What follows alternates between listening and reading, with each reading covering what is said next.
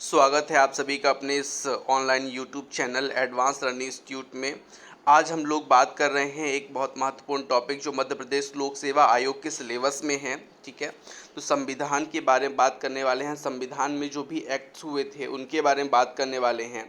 ये संविधान में जो एक्ट है ये मुख्यतः हम बात करेंगे भारत शासन अधिनियम 1919 और भारत शासन अधिनियम 1935 के बारे में। ठीक है, जो मध्य प्रदेश लोक सेवा आयोग के इसमें दिया है। ठीक है, तो क्रम से हम डिस्कस करेंगे। सबसे पहले हम 1919 के बारे में बात करेंगे, फिर नेक्स्ट वीडियो में 1935 के बारे में बात करेंगे।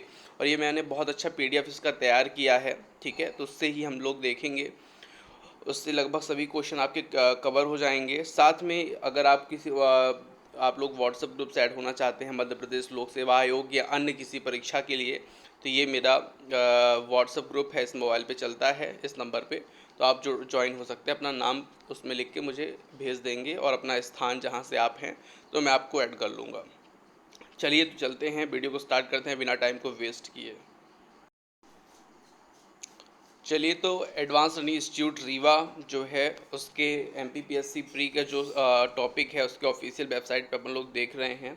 ठीक है, यूट्यूब चैनल पे। तो भारत के संविधान के बारे में बात करेंगे, भारत शासन अधिनियम 1919 के बारे में बात करेंगे सबसे पहले। ठीक है, तो ये कैसे स्टार्ट हुआ, क्या हुआ, तो उसके बारे में पूरी चर्चा करते हैं। सबसे पहले इसका परिचय जान लीजिए कि वर्ष 1918 में राज्य सचिव जो है मोंटेग्यू, ठीक है, और वायसराय जो है वो चेम्सफोर्ड ने संवैधानिक सुधारों के लिए एक योजना बनाई थी। ठीक है, जिसको क्या कहा गया, मोंटेग्यू चेम्सफोर्ड सुधार के रूप में जाना जाता है, जिस कारण इन्हें 1919 में भारत शासन अधिनियम को अधिनियमित किया गया। ठीक है, इसके बाद आप लोग जानेंगे सबसे पहले कि ये जो लागू हुआ था वो कब हुआ। तो देखिए, तो बन तो गया था ये 1919 में, लेकिन इसको लागू कब से किया गया था, वर्ष 1921 में मोंटेगू चेम्सफोर्ड सुधार को लागू किया गया था। इस चीज़ को ध्यान रखिएगा, ये बहुत महत्वपूर्ण प्रश्न है कि 1919 अधिनियम कब से लागू हुआ। तो ये कब से लागू हुआ, आपका 1921 से लागू हुआ।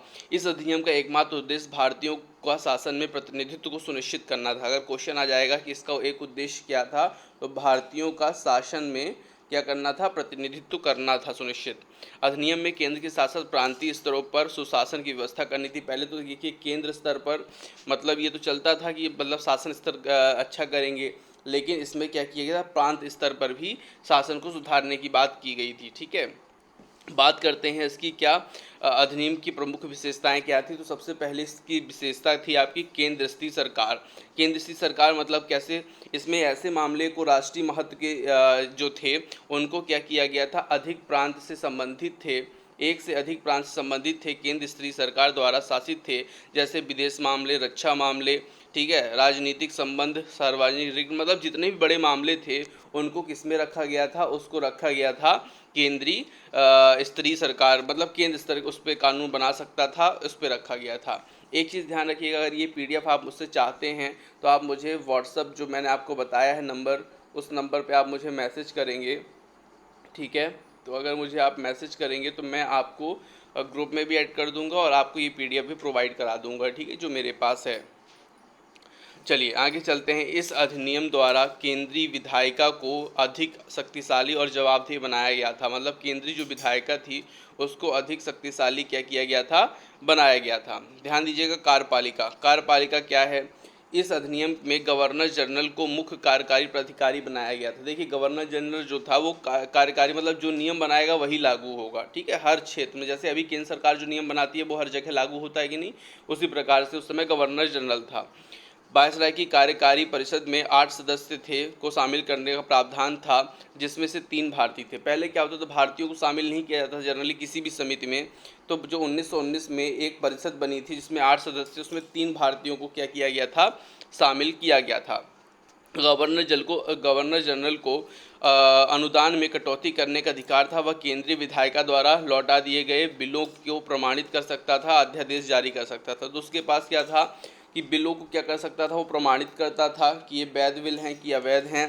साथ में वो क्या करता था, अध्यादेश जारी करने की भी उसको क्या थी, अनुमति थी। ठीक है, बस ये वैसा ही है जैसे कि मान लीजिए केंद्र सरकार ने राज्यों को कोई आवंटन करना है बिल, तो वो मतलब उसको क्या कर सकता था, संशोधन कर सकता था, उसको बढ़ा सकता था। वो सभी चीज़ जो है गवर्नर जनरल के हाथों में थी।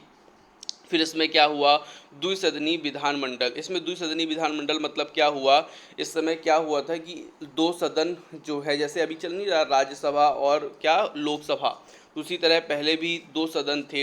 इन दो सदनों का नाम क्या था, एक का था आपका केंद्रीय विधानसभा नाम था, ठीक है, क्या था उसका, केंद्रीय विधानसभा एक का नाम था, और एक का नाम इसका क्या था आपका, राज्य परिषद। ध्यान दीजिएगा, राज्य परिषद एक का नाम था, एक का नाम था केंद्रीय विधायिका, ठीक है, केंद्रीय विधानसभा। इसको केंद्रीय विधानसभा को हम निम्न सदन भी जानते थे, निम्न सदन जैसे अभी लोकसभा है, और राज्य परिषद को हम किसके नाम से जानते हैं, जो आज का राज्यसभा है, ठीक है। आगे चलते हैं। नए सुधारों के तहत अब केंद्रीय विधानमंडल के सदस्यों को सरकार ने प्रश्न पूछने, पूरक प्रश्न करने, स्थगन प्रस्ताव पारित करने, बजट के हिस्से, मतलब जितने भी नियम कानून थे सब किसको दे रखे थे, अभी भी अपने हाथों में ही ले रखे थे, भारतीयों के हाथों में नहीं दिए थे। बस बात करते थे कि हम भारतीयों को ऐसा ऐसा करेंगे, लेकिन करते नहीं थे, ठीक है। और मेन क्या था, जो केंद्रीय विधानसभा थी, मतलब निम्न सदन था, उसमें गवर्नर जनरल जो है मिल करके समिति के साथ नियम बनाता था। लेकिन यहाँ पे क्या था कि केवल गवर्नर जनरल ही जो नियम बनाता था राज्यसभा में, वही लागू होते थे, ऐसा था। निम्न सदन की संरचना देख लीजिए, इसमें कुल 145 सदस्य, यहाँ से आपके एमपीपीएससी में प्रश्न बनेगा, ठीक है। निम्न सदन में कुल 145 सदस्य थे, ठीक है, जिनमें कुछ को चुना जाता था, कुछ को मनोनीत किया जाता था, अप्रत्यक्ष रूप से प्रांतों में चुने जाते थे।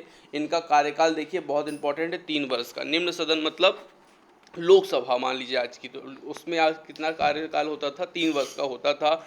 मनोनीत किया जा सकता था, ठीक है। उसमें आपका 145 में से 41 को क्या करते थे, मनोनीत करते थे, ठीक है। और उसमें से 104 को क्या करते थे, निर्वाचित करते थे। कुल टोटल अगर आप मिला दें 41 को और 104 को, तो क्या हो जाएगा, 145 हो जाएगा, ठीक है।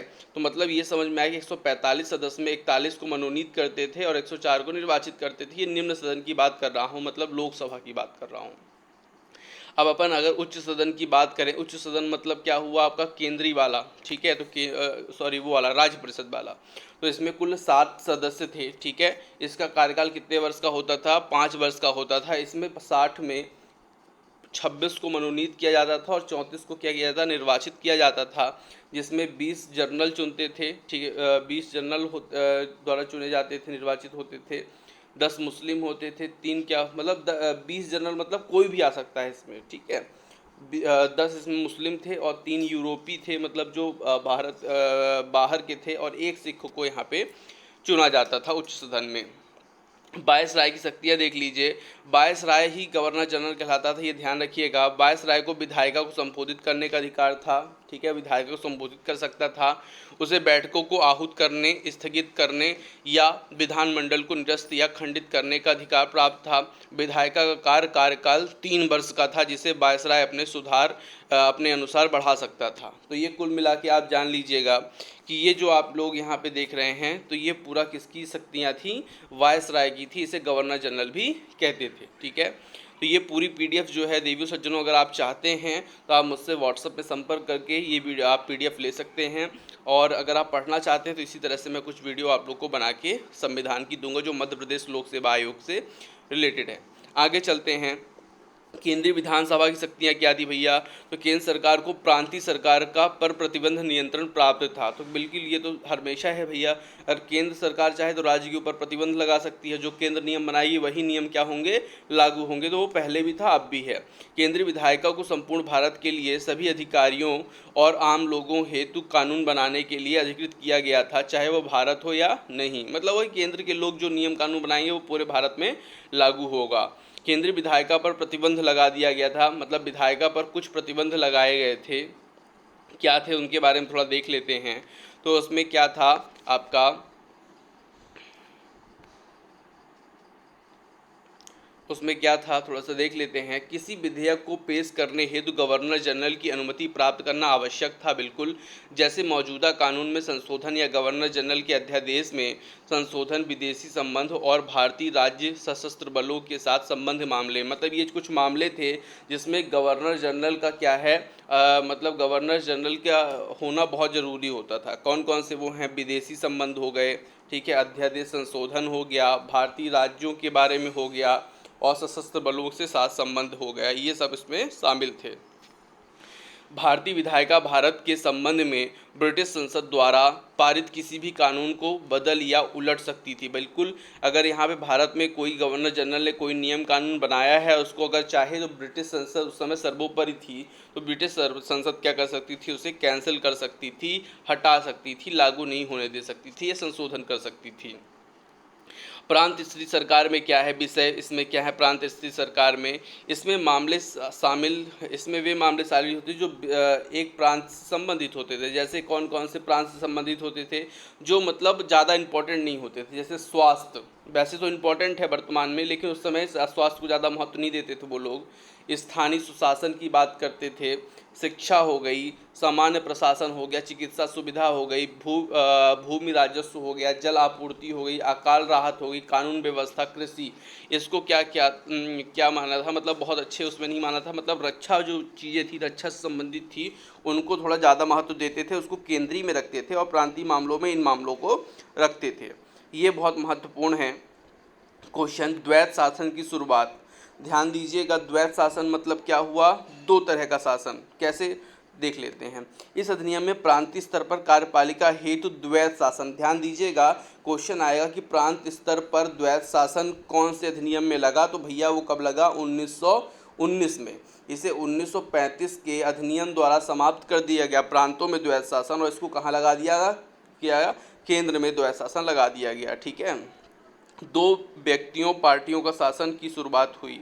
ठीक है, मतलब वही केंद्र में राज्य में द्वैत शासन को 8 प्रांतों में लागू किया गया। ये भी आएगा कि द्वैत शासन को कितने प्रांतों में लागू किया गया, तो 8 प्रांतों में लागू किया गया था, जिसमें असम, बिहार, बंगाल, उड़ीसा, मध्य प्रांत, संयुक्त प्रांत, ठीक है, बॉम्बे, मद्रास और पंजाब इसमें शामिल थे। कौन कौन से राज्य शामिल थे, असम हो गया, बंगाल, बिहार, उड़ीसा, मध्य प्रांत, ठीक है, मध्य प्रांत, संयुक्त प्रांत, बॉम्बे, मद्रास, पंजाब, ये 8 राज्य शामिल थे जहां पे द्वैत शासन क्या किया गया था, लागू किया गया था। द्वैत शासन व्यवस्था के तहत प्रांतीय सरकारों को अधिक अधिकार प्रदान किए गए थे। गवर्नर प्रांत का कार्यकारी प्रमुख होता था। देखिए, दो चीज़ें होती थी, एक गवर्नर होता था, एक गवर्नर जनरल होता था। ठीक है, तो गवर्नर जनरल जो होता था वो केंद्र स्तरीय पर कार्य करता था, जो गवर्नर होता था वो राज्य स्तरीय या प्रांत स्तरीय पर कार्य करता था। विषय और विभाजन, इसको दो भागों में बांटा गया, एक आरक्षित और एक स्थानांतरित रखा गया। आरक्षित मतलब जो महत्वपूर्ण थे उसको इसमें रखा गया, और अनारक्षित वाले में, स्थानांतरित वाले में थोड़ा सा जो कम महत्वपूर्ण थे उनको रखा गया था। ठीक है, प्रशासन जो है गवर्नर द्वारा नौकरशाहों की कर्मचारी परिषद के माध्यम से किया जाता था। ठीक है, इसमें कानून और व्यवस्था, वित्त, भू राजस्व, ठीक है, ये आरक्षित की बात हो रही है, भू राजस्व, सिंचाई व्यवस्था, इसमें कानून, ये विषय शामिल थे। सभी महत्वपूर्ण विषय को प्रांतीय कार्यकारिणी के आरक्षित विषयों में शामिल किया गया। हस्तांतरित विषयों को विधान परिषद के निर्वाचन सदस्यों से मनोनीत मंत्रियों द्वारा मतलब कुल मिला के ऐसा था कि हस्तांतरित विषय में जो कम महत्वपूर्ण होते थे उनको रखा जाता था, जो ज़्यादा महत्वपूर्ण थे उसे आरक्षित रखा जाता था। वही बात थी यहाँ पे। ठीक है, प्रांत में संवैधानिक तंत्र के विफल होने की स्थिति में गवर्नर हस्तांतरित विषयों का प्रशासन भी अपने हाथ में ले सकता था। अच्छा, यहाँ पे प्रांतों में संवैधानिक तंत्र के विफल होने पे गवर्नर जनरल कर लीजिएगा, गवर्नर जनरल हस्तांतरित विषयों का प्रशासन भी अपने हाथों में ले सकता था। मतलब ये कि अगर भैया राज्य सरकार जो है सरकार चलाने में असमर्थ है, तो केंद्र सरकार उसको क्या कर सकती थी, थाम सकती थी। हस्तक्षेप पर प्रतिबंध, भारत के राज्य सचिव और गवर्नर जनरल आरक्षित विषयों के संबंध में हस्तक्षेप कर सकते थे, जबकि स्थानांतरित विषयों के संबंध में उन्हें हस्तक्षेप करने का अधिकार प्राप्त नहीं था। ठीक है, मतलब भारत के जो राज्य सचिव थे, एक केंद्र सचिव होते थे, एक राज्य सचिव होते थे। ठीक है, राज्य सचिव और गवर्नर जनरल आरक्षित विषयों के संबंध में हस्तक्षेप कर सकते थे, जितने भी आरक्षित विषय उसको हस्तक्षेप कर सकते थे, जबकि स्थानांतरित विषयों के संबंध में उन्हें हस्तक्षेप करने का अधिकार प्राप्त नहीं था। उसको कौन करता था, गवर्नर करता था, गवर्नर जनरल नहीं, गवर्नर करता था। ठीक है, इतना जल्दी नहीं करता था।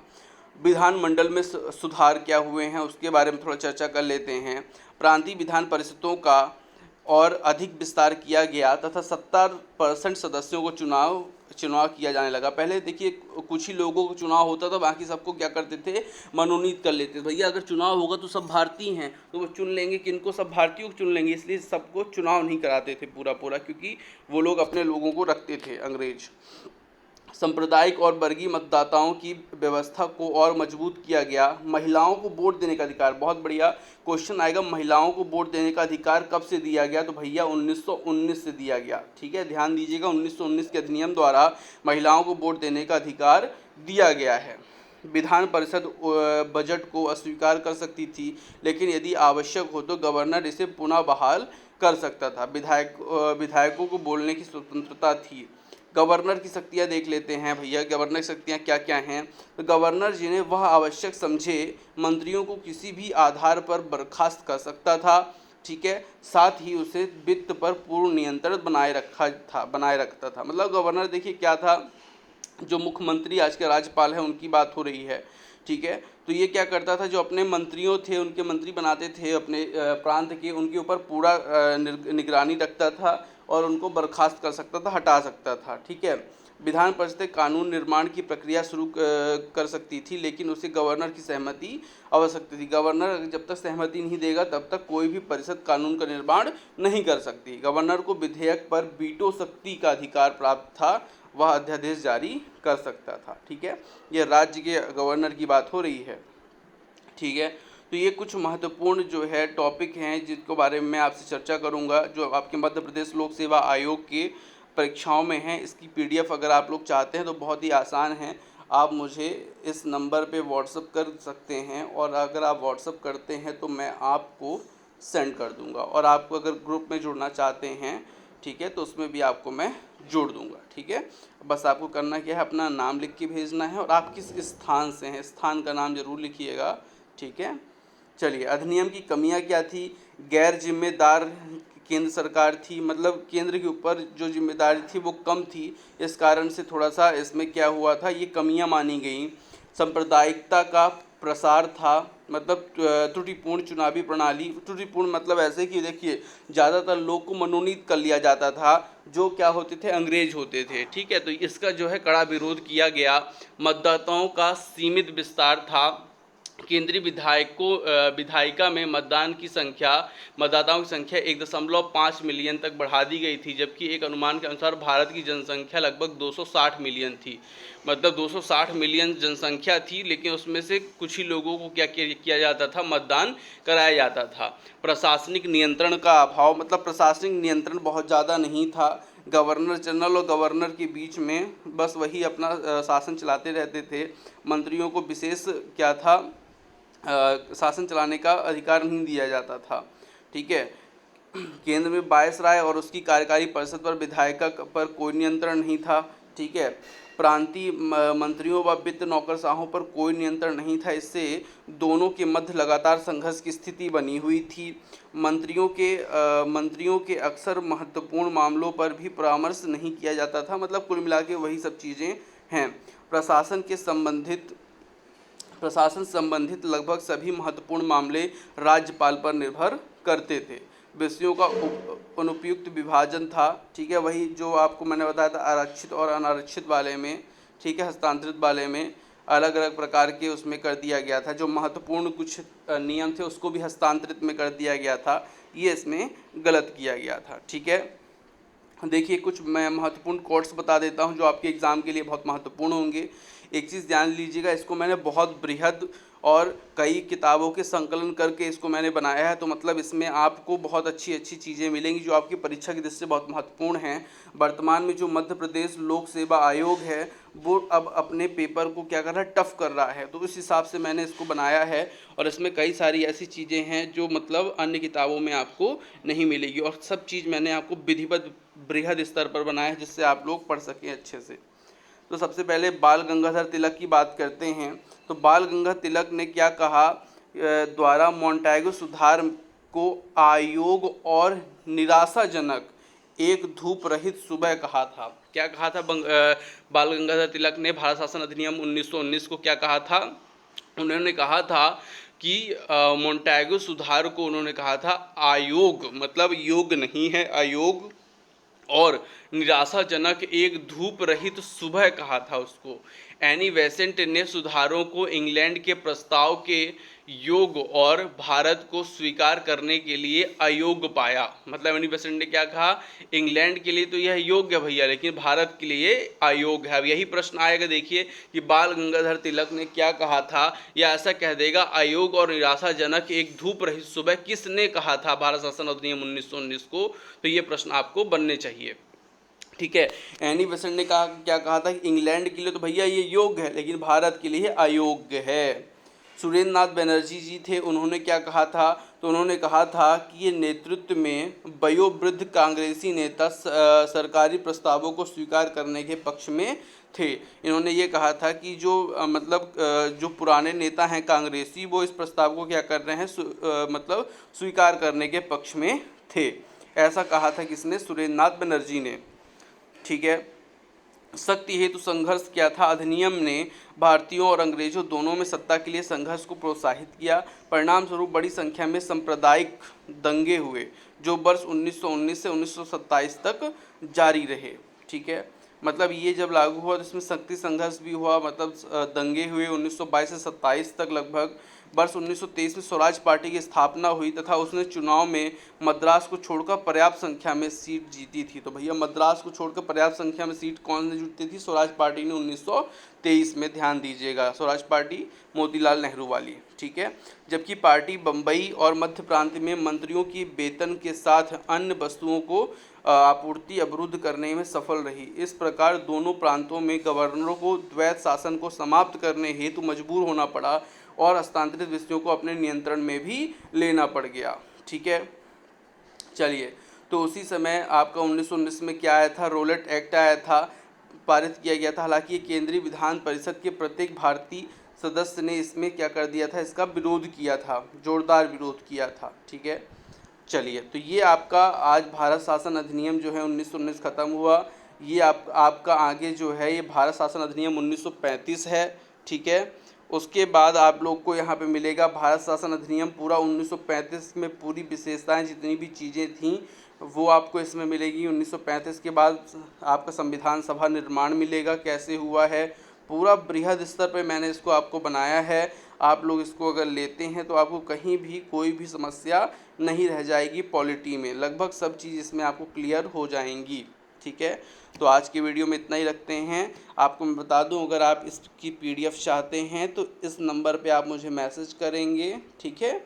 कुछ निर्धारित शुल्क चुका करके आप इसको प्राप्त कर सकते हैं, ठीक है, जो बहुत नामात्र है। इसमें अगर आप PDF लेते हैं तो आपको एक पेड ग्रुप भी मिलेगा, जिसमें आपको बहुत सारी चीज़ें MPPSC से रिलेटेड PDFs मिलती रहेंगी, टेस्ट मिलते रहेंगे, ठीक है। तो आज की वीडियो में इतना ही रखते हैं, ठीक है। धन्यवाद। सभी लोग ये PDF परचेज कर सकते हैं, ले सकते हैं। धन्यवाद इस वीडियो को देखने के लिए।